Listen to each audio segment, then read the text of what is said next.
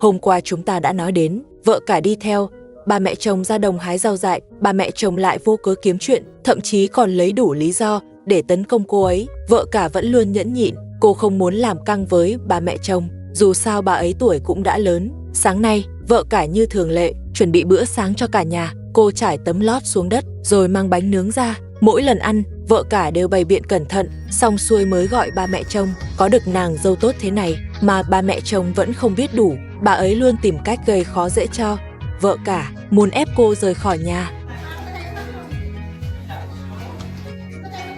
Vợ cả dọn xong phần ăn, còn chu đáo mang thuốc của ông bố chồng đến. Một nàng dâu tốt như vậy, biết tìm nơi đâu nữa. Thế mà, bà mẹ chồng lại không thích cô, bà chỉ mong xô ra kẻ lười biếng quay lại.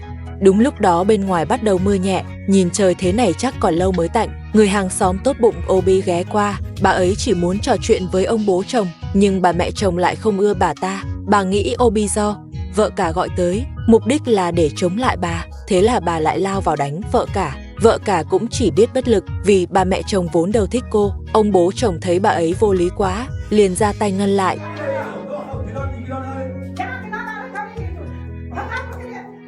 Vợ cả đúng là khổ đủ đường, ngày nào cũng giặt giũ nấu nướng, còn phải chịu cảnh bị bà mẹ chồng hành, quả thật chẳng biết than với ai. Dưới sự khuyên nhủ của Obi, vừa yên ổn được một lúc, bà mẹ chồng lại bắt đầu quậy tiếp.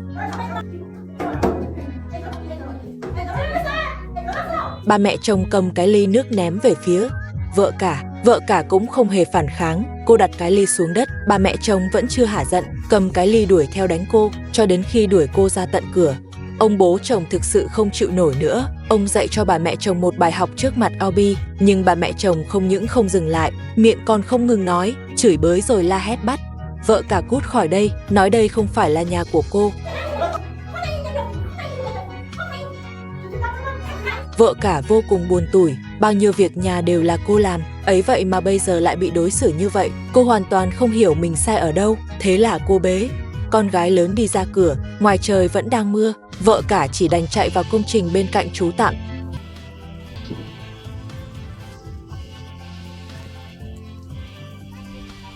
Ông bố chồng bảo bà mẹ chồng gọi vợ cả vào, nhưng bà ta nhất quyết không chịu, miệng vẫn không ngừng la hét, nói rằng nếu giữ vợ cả lại thì phải đón xô ra về. Ông bố chồng cũng không biết phải làm sao. Obi thì rất tốt bụng, bà vào sân mở cửa kho cho họ, nhưng không thấy vợ cả đâu. Ông bố chồng nghe vậy thì rất lo lắng, ông buồn bã vô cùng, rồi quyết định đi tìm cô. Obi cũng đi theo ra ngoài, vừa đi được mấy bước, ông bố chồng đã nhìn thấy vợ cả đang trú mưa ở công trình. Ông bắt đầu gọi tên con gái lớn. Obi vừa an ủi vợ cả, vừa nắm tay cô kéo vào trong nhà. Lúc này vợ cả vô cùng tủi thân, cô lén lau nước mắt, nhìn là biết vợ cả không phải người ưa tranh giành. Đi đến cửa, Obi vừa định đẩy cửa vào, không ngờ bà mẹ chồng lại khóa trái từ bên trong. Đúng là bà mẹ chồng quá đáng, không chỉ đuổi vợ cả mà còn khóa cửa không cho vào. Ông bố chồng tức giận đứng ngoài quát lớn, nếu không mở cửa thì sẽ đuổi luôn bà mẹ chồng. Bà mẹ chồng sợ thật nên mở cửa ra. Thấy vợ cả quay lại, miệng bà mẹ chồng lại buông lời khó nghe. Obi phải nhắc bà đừng nói nữa. Vừa vào nhà, bà mẹ chồng liền trách ông bố chồng, tại sao lại dẫn vợ cả về, còn định đánh ông bố chồng. Ông bố chồng vừa định phản đòn thì bà mẹ chồng ngồi phịch xuống đất khóc vừa đòi đưa xô ra về lại nhà. Ông bố chồng tức đến run người. Vợ cả đang cho con gái nhỏ bú sữa thì bà mẹ chồng vẫn không ngừng bảo phải đuổi cô đi. Vợ cả vừa cho con bú vừa khóc, bà mẹ chồng vẫn lải nhải không dừng. Gặp người vợ như vậy, ông bố chồng cũng bất lực, ông đứng dậy định đá bà 2 cái, nhưng bị Obi cản lại. Nếu đá thật thì bà mẹ chồng chắc phải nằm viện vài tháng. Obi khuyên ông nên giải quyết nhẹ nhàng. Thấy ông bố chồng không dám đánh, bà mẹ chồng lại tiếp tục làm loạn, vừa khóc vừa nói là vợ cả đuổi xô ra, bắt vợ cả phải đi đón xô ra về thì mới cho qua chuyện. Thấy bà cố chấp vô lý, Obi nói với ông bố chồng rằng mình gỡ y trước, ở lại chỉ khiến bà ghét thêm. Vợ cả đang cho con gái nhỏ bú sữa, trong khi ông bố chồng và bà mẹ chồng vẫn cãi nhau. Có lẽ muốn yên ổn thì chỉ còn cách đuổi bà mẹ chồng đi. Không biết mọi người nghĩ sao?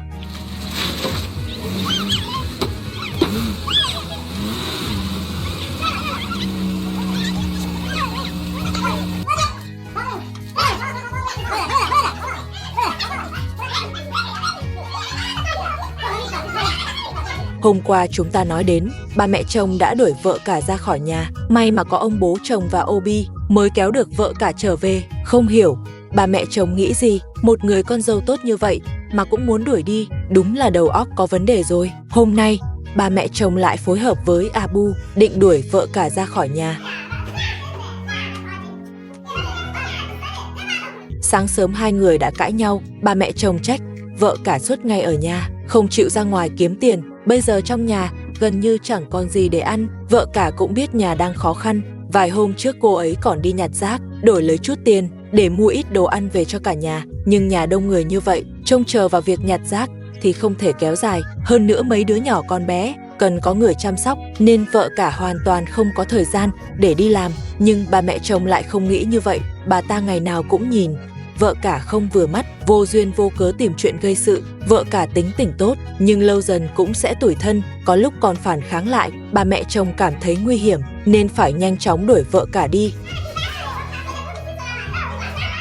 Ông bố chồng là người rất hiểu chuyện, thấy vợ cả bị bắt nạt, ông đều đến ngăn ba mẹ chồng lại. Nhưng cơ thể ông bố chồng không tốt, lúc nào cũng đến muộn sau khi mọi chuyện xảy ra. Còn bà mẹ chồng thì lại khỏe như trâu khi bắt nạt vợ cả. Cứ như thể bà ta có sức lực vô tận, miệng bà lúc nào cũng lẩm bẩm rằng phải đuổi vợ cả đi để đón Soja quay về. Ông bố chồng biết nếu vợ cả thật sự rời đi thì trông chờ Soja nấu cơm và dọn dẹp nhà cửa là điều không thể, nên mỗi lần như vậy ông đều nói cho.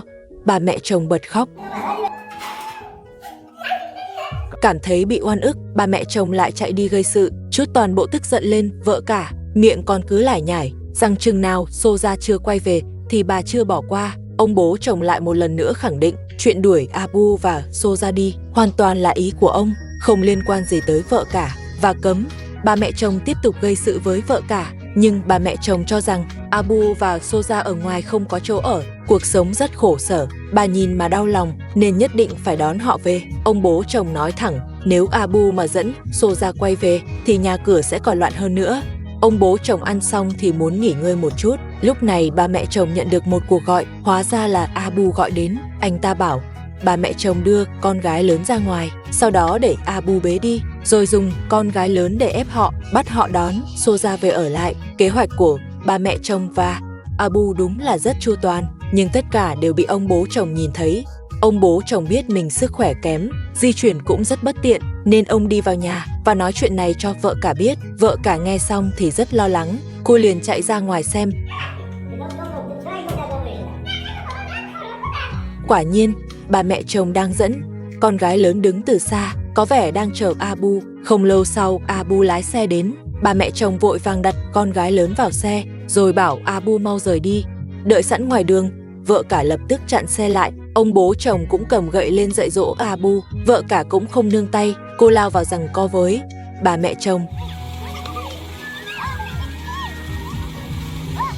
Vợ cả lấy con gái từ trên xe xuống, bà mẹ chồng lại muốn kéo cô lên xe, nhưng bị ông bố chồng kéo thẳng vào sân. Ông bố chồng cũng đẩy cả Abu vào trong. Có vẻ lần này, ông muốn dạy dỗ anh ta cho rõ ràng. Bà mẹ chồng cũng lao đến bắt nạt vợ cả nhà lại loạn lên như nồi canh hẹ.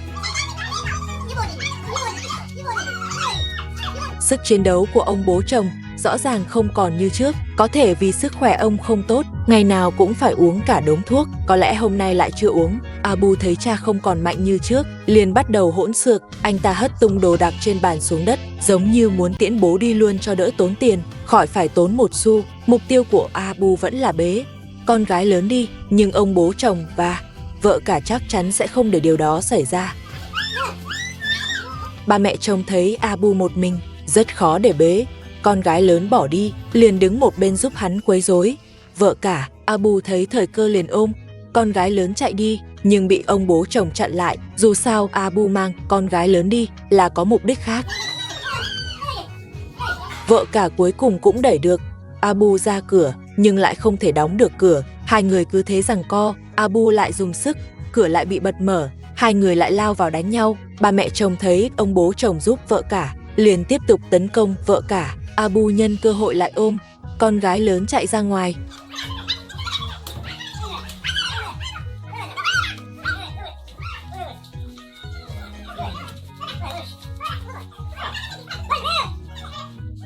Abu cảm thấy cứ như vậy cũng không thể mang con gái lớn đi, liền lái xe rời đi. Trong nhà, ba mẹ chồng lại gây sự với vợ cả. Bà ta trách vợ cả vì sao luôn ở đây mà không chịu đi, chỉ khi vợ cả đi rồi nhà mới yên. Vừa nói vừa ra tay đánh. Vợ cả luôn tôn trọng ba mẹ chồng, không hề đánh trả, chỉ không ngừng nói lý lẽ với bà ta.